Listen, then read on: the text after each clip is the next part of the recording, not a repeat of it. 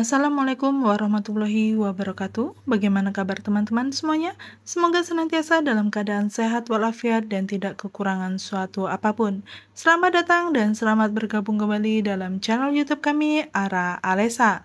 Kali ini kita masih akan membahas mengenai latihan soal CPNS ataupun P3K tahun 2024 dengan formasi Polisi Pamong Praja. Materi SKB atau kompetensi teknis mengenai Permendagri nomor 16 tahun 2023 tentang standar operasional prosedur Satuan Polisi Pamong Praja dan Kode Etik Polisi Pamong Praja. Kita akan membahas sebanyak 40 soal. Bagi teman-teman yang ingin memiliki modul maupun latihan soal lainnya, dapat memesannya di link yang sudah kami sematkan di deskripsi video ini. Langsung saja untuk soal yang pertama. Seorang Satpol PP dalam melaksanakan pengarahan kepada pelanggar perda harus menerapkan prinsip A. Preventif, justisial, represif. B. Pengawasan, pengendalian, pembinaan. C. Humanis, persuasif, tegas. D. Penyuluhan, pembinaan, penindakan. E. Penertiban, pengawalan, pengamanan. Jawaban yang tepat adalah C. Sesuai pasal 2 Permendagri nomor 16 tahun 2023, Satpol PP dalam melaksanakan tugas, fungsi, dan wewenang dilakukan secara humanis, persuasif, tegas, serta mengacu kepada SOP Satpol PP. Berikutnya soal nomor 2. Dalam proses penegakan perda non-justisial, setelah pelanggar menandatangani surat pernyataan namun tetap melanggar, maka tahapan selanjutnya adalah pemberian. A. Surat peringatan pertama dengan tenggang waktu 5 hari. B. Surat peringatan pertama dengan tenggang waktu 3 hari.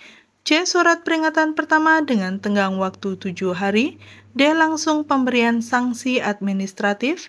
E. Pelimpahan ke PPNS untuk proses justisial.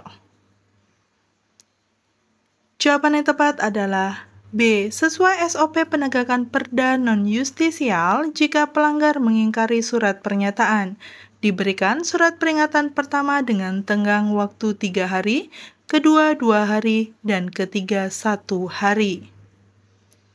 Selanjutnya soal nomor 3.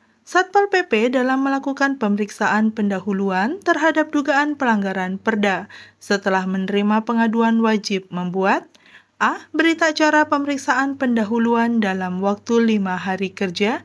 B. Berita acara pemeriksaan pendahuluan dalam waktu 3 hari kerja. C. Berita acara pemeriksaan pendahuluan dalam waktu 2 hari kerja. D. Surat peringatan dalam waktu 3 hari kerja. E. Laporan hasil pemeriksaan dalam waktu 7 hari kerja. Jawaban yang tepat adalah B. Sesuai pasal 25 ayat 2, hasil pemeriksaan pendahuluan dituangkan dalam berita acara pemeriksaan pendahuluan dan disampaikan kepada Kepala Satpol PP paling lambat 3 hari kerja sejak diterimanya surat penugasan. Selanjutnya soal nomor 4. Dalam proses penyidikan pelanggaran perda, yang berwenang menandatangani surat panggilan terhadap tersangka adalah A. Kepala Satpol PP, B. Kepala Bidang Penegakan Perda, C. PPNS Satpol PP, D. Sekretaris Satpol PP, E. Penyidik kepolisian. Jawaban yang tepat adalah C. Sesuai SOP penegakan perda justisial, pada prinsipnya yang berwenang menandatangani surat panggilan adalah PPNS Satpol PP. Berikutnya soal nomor 5. Berikut adalah tahapan yang benar dalam penanganan pelanggaran perda secara non-justisial. A. Pengarahan, surat peringatan, pembinaan, sanksi administratif. B. Pembinaan, pengarahan, surat pernyataan, surat peringatan. C. Pengarahan, pembinaan, surat pernyataan, surat peringatan. D. Surat pernyataan, pembinaan, pengarahan, sanksi administratif. E. Pembinaan, surat peringatan, pengarahan, surat pernyataan. Jawaban yang tepat adalah C. Sesuai SOP penegakan perda non-justisial. Tahapan yang benar adalah pengarahan, pembinaan atau sosialisasi, surat pernyataan, kemudian surat peringatan jika masih melanggar. Selanjutnya soal nomor 6. PPNS Satpol PP dalam melakukan pemeriksaan terhadap tersangka pelanggaran Perda ditemukan pengakuan bersalah dan kesediaan menaati ketentuan. Maka langkah selanjutnya adalah A. Langsung memberikan sanksi administratif, B. Meminta tersangka membuat surat pernyataan, C. Melanjutkan proses ke pengadilan, D. Menghentikan pemeriksaan, E. Melakukan penahanan. Jawaban yang tepat adalah B. Sesuai SOP penegakan Perda Justisial. Jika tersangka mengakui kesalahan dan bersedia menaati ketentuan, diharuskan membuat surat pernyataan. Berikutnya soal nomor 7. Apabila pelanggar Perda tidak memenuhi panggilan kedua dari PPNS Satpol PP, maka tindakan yang dilakukan adalah A. Menghentikan proses penyidikan, B. Memberikan sanksi administratif, C. Melakukan pemanggilan ketiga, D. Memeriksa berdasarkan alat bukti yang ada, E. Melimpahkan ke proses pengadilan. Jawaban yang tepat adalah D. Sesuai SOP penegakan Perda Justisial. Jika pelanggar tidak memenuhi panggilan kedua, PPNS melakukan pemeriksaan berdasarkan alat bukti dan keterangan yang ada. Berikutnya soal nomor 8. Dalam proses penegakan Perda non-justisial, tenggang waktu yang diberikan kepada pelanggar untuk mematuhi surat pernyataan adalah A. 3 hari kerja, B. 5 hari kerja, C. 7 hari kerja, D. 10 hari kerja, E. 14 hari kerja. Jawaban yang tepat adalah C. Sesuai SOP penegakan Perda non-justisial, pelanggar diberi waktu 7 hari kerja terhitung sejak penandatanganan surat pernyataan untuk menaati ketentuan Perda.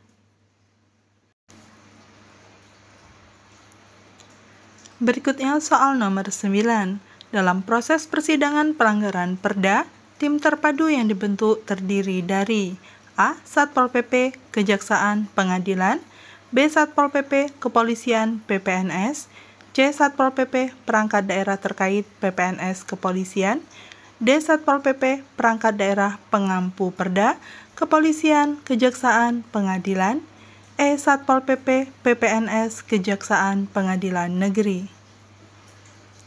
Jawaban yang tepat adalah D. Sesuai SOP penegakan Perda Justisial, tim terpadu terdiri dari Satpol PP, Perangkat Daerah Pengampu Perda, Kepolisian atau Korwas PPNS, Kejaksaan, dan Pengadilan. Selanjutnya soal nomor 10. Dalam melaksanakan prosedur penegakan Perkada, Satpol PP telah memberikan teguran pertama kepada pelanggar. Berapa lama tenggang waktu yang diberikan untuk surat peringatan pertama sesuai Permendagri nomor 16 tahun 2023? A. 1 hari, B. 2 hari, C. 3 hari, D. 4 hari, E. 5 hari.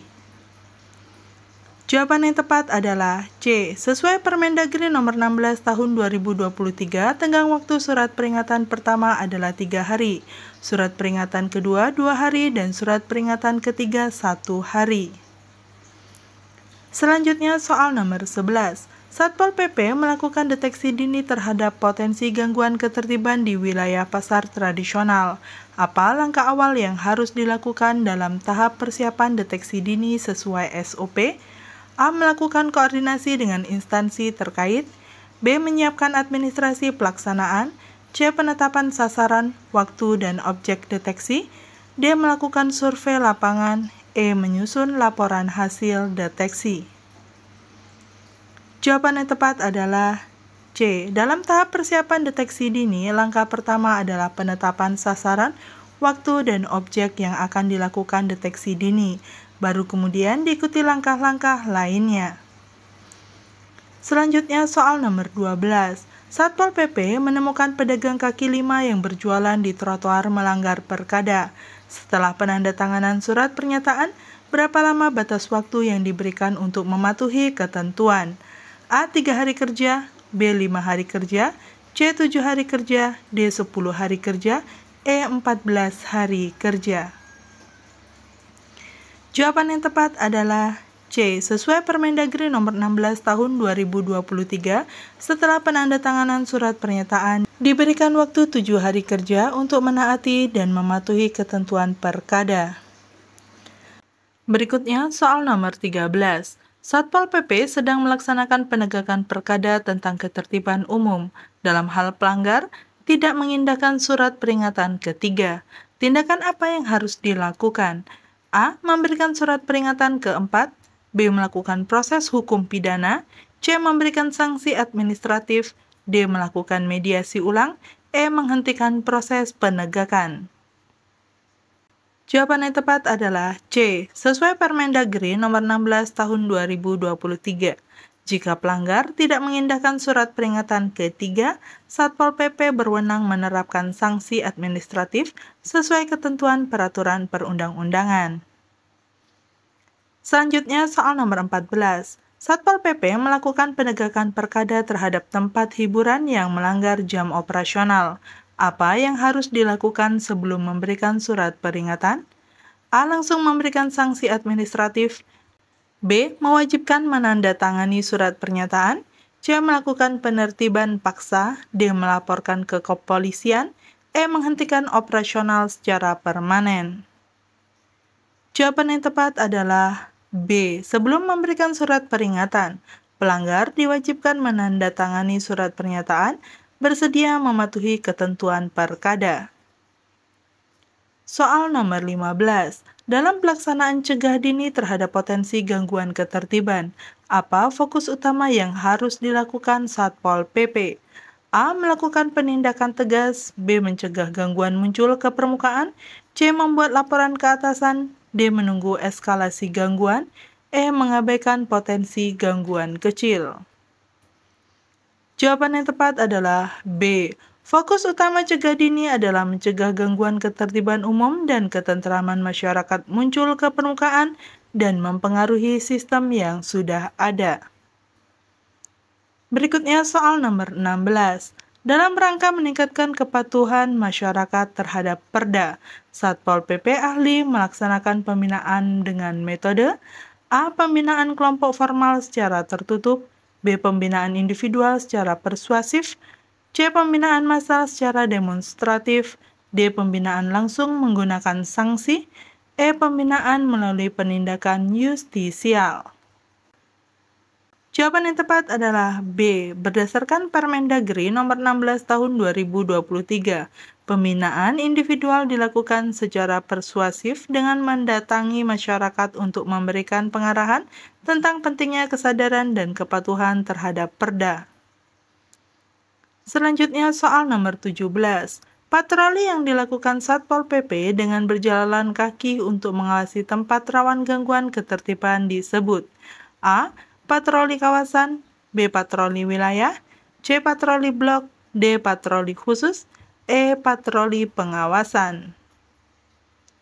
Jawaban yang tepat adalah C. Patroli blok adalah patroli yang dilakukan dengan berjalan kaki terhadap tempat yang dianggap rawan gangguan ketertiban. Selanjutnya soal nomor 18. Dalam pelaksanaan pembinaan informal, polisi Pamong Praja memiliki kewajiban moral untuk A. Memberikan sanksi langsung. B. Melakukan penindakan justisial. C. Menyampaikan informasi dan himbauan terkait Perda. D. Membuat berita acara pelanggaran. E. Melakukan penyelidikan formal.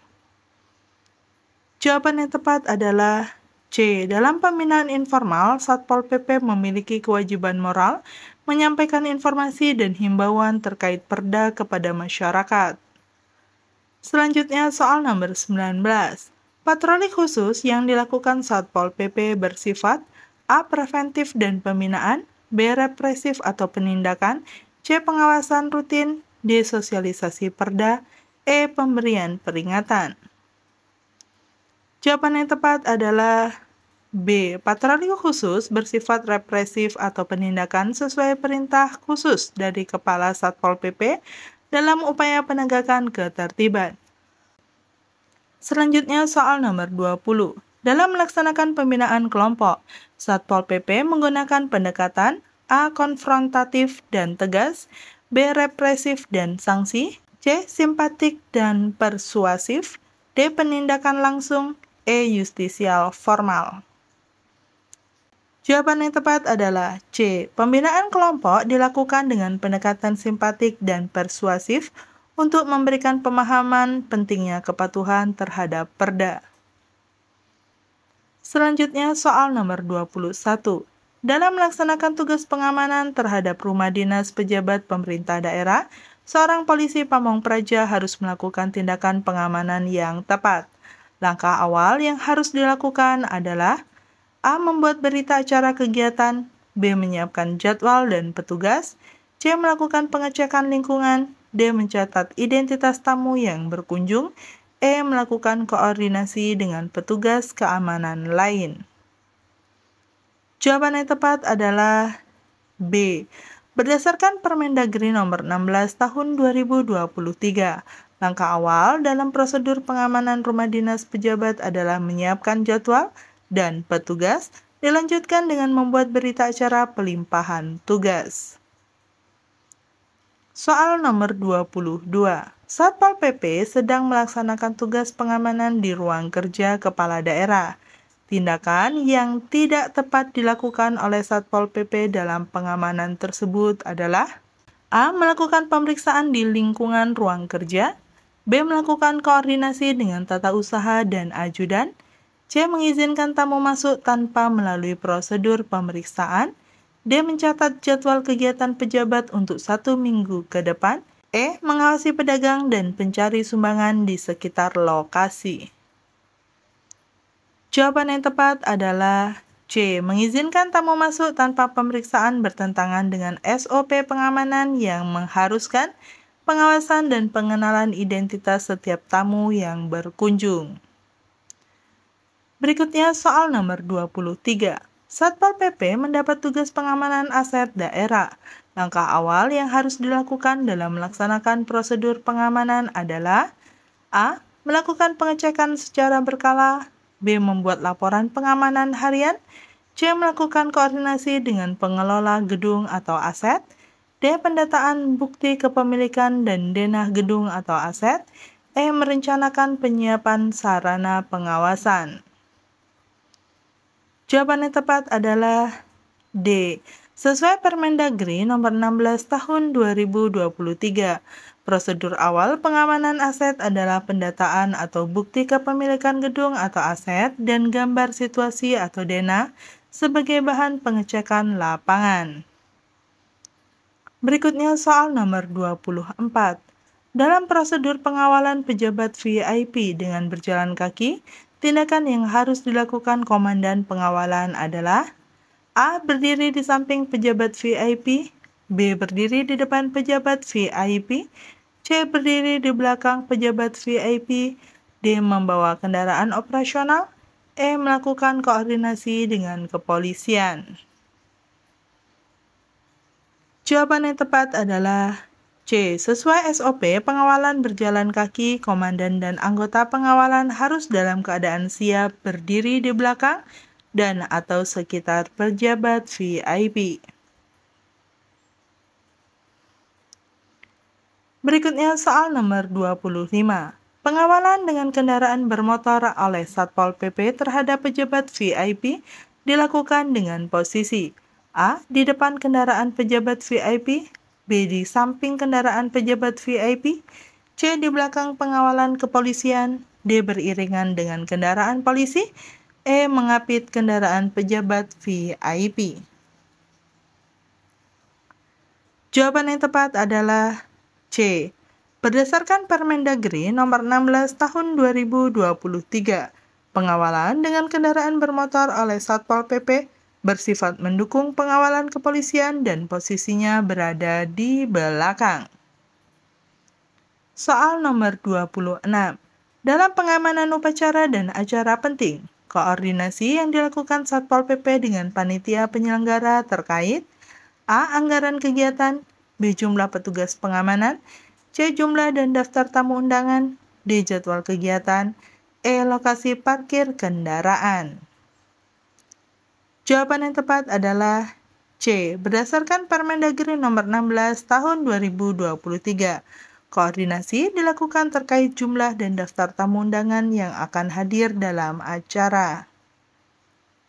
Soal nomor 27.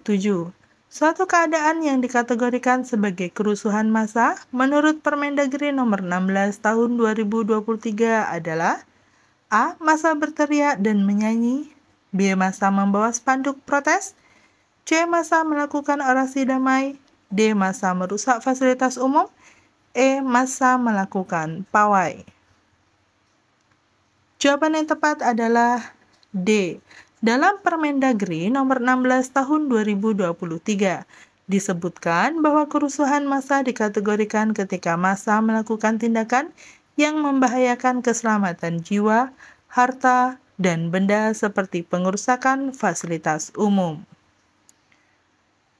Soal nomor 28.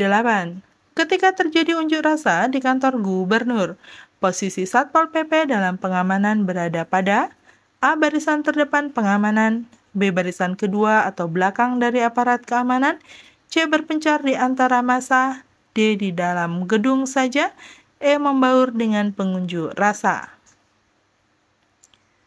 Jawaban yang tepat adalah B. Sesuai SOP penanganan unjuk rasa dalam Permendagri nomor 16 tahun 2023, Satpol PP bersifat membantu aparat keamanan dan berada pada barisan kedua atau belakang dari aparat keamanan yaitu TNI Polri. Berikutnya soal nomor 29. Ketika terjadi penolakan warga saat penertiban PKL, Satpol PP melakukan konsolidasi untuk menghentikan sementara operasi. Hal ini dilakukan jika A. Massa berjumlah lebih dari 100 orang, B. Ada permintaan dari lurah setempat, C. Perlawanan mengancam keselamatan petugas, D. Waktu sudah menjelang maghrib, E. Petugas kelelahan. Jawaban yang tepat adalah C. Dalam SOP penertiban Permendagri nomor 16 tahun 2023, konsolidasi dan penghentian sementara operasi dilakukan jika perlawanan dari masyarakat mengancam keselamatan jiwa petugas serta berpotensi menimbulkan konflik yang lebih luas. Berikutnya soal nomor 30. Yang berwenang menentukan kelanjutan atau penghentian operasi penertiban di lapangan adalah A. Kepala Satpol PP, B. Komandan Pasukan Operasi Penertiban, C. Camat setempat, D. Ketua RT RW, E. Koordinator Lapangan Massa. Jawaban yang tepat adalah B. Berdasarkan Permendagri nomor 16 tahun 2023, Komandan Pasukan Operasi Penertiban berwenang untuk melanjutkan atau menghentikan operasi penertiban sesuai dengan situasi dan kondisi di lapangan. Berikutnya soal nomor 31. Petugas Tindak Internal atau PTI dalam melaksanakan tugas pembinaan, pengawasan, dan penegakan kode etik Pol PP bertugas, kecuali A. Melakukan pemeriksaan lanjutan setelah persidangan Majelis Kode Etik atau MKE, B. Membuat berita acara pemeriksaan pendahuluan, C. Menyampaikan laporan pemeriksaan pendahuluan kepada Kepala Satpol PP, D. Melakukan pengawasan dan pembinaan kode etik Pol PP, E. Melakukan evaluasi pengawasan dan pembinaan kode etik Pol PP. Jawaban yang tepat adalah A. Sesuai pasal 16 ayat 1, PTI tidak berwenang melakukan pemeriksaan lanjutan setelah persidangan MKE. PTI hanya bertugas melakukan pemeriksaan pendahuluan, membuat berita acara pemeriksaan, menyampaikan laporan ke Kepala Satpol PP, serta melakukan pengawasan, pembinaan, dan evaluasi. Berikutnya soal nomor 32. Majelis Kode Etik Polisi Pamung Praja atau MKE Pol PP, provinsi atau kabupaten atau kota yang tidak dapat didelegasikan pembentukannya kepada Kepala Satpol PP adalah dalam hal A. Dugaan pelanggaran oleh JFT Pol PP Ahli Muda, B. Dugaan pelanggaran oleh pejabat tinggi Pratama, C. Dugaan pelanggaran oleh pejabat pengawas, D. Dugaan pelanggaran oleh JFT Pol PP Ahli Madya, E. Dugaan pelanggaran oleh pejabat administrator. Jawaban yang tepat adalah B. Sesuai pasal 17 ayat 3, dalam hal dugaan pelanggaran kode etik Pol PP, dilakukan oleh pejabat tinggi Pratama dan atau terdapat konflik kepentingan. Pembentukan MKE Pol PP tidak dapat didelegasikan kepada Kepala Satpol PP. Berikutnya soal nomor 33. Majelis Kode Etik Polisi Pamong Praja yang memeriksa dugaan pelanggaran kode etik oleh pejabat tinggi Pratama diketahui oleh A. Kepala Satpol PP, B. Sekretaris Satpol PP, C. Sekretaris Daerah, D. Asisten Sekda yang membidangi pemerintahan, E. Inspektur Daerah. Jawaban yang tepat adalah C. Sesuai pasal 19 poin A, dalam hal dugaan pelanggaran kode etik Pol PP, dilakukan oleh pejabat tinggi Pratama. Ketua MKE Pol PP dijabat oleh Sekretaris Daerah sebagai ketua merangkap anggota. Berikutnya soal nomor 34. Berikut ini merupakan etika bermasyarakat yang harus dijunjung tinggi oleh polisi Pamong Praja kecuali A. Memberikan pelayanan sesuai standar yang ditetapkan, B. Mengedepankan sikap humanis dan persuasif, C. Menjunjung tinggi norma agama dan adat istiadat, D. Mempersulit proses pelayanan untuk efek jerah, E. Menjaga kerukunan masyarakat. Jawaban yang tepat adalah D. Berdasarkan pasal 12 huruf G, Pol PP dilarang mempersulit masyarakat yang membutuhkan perlindungan, pengayoman, dan pelayanan.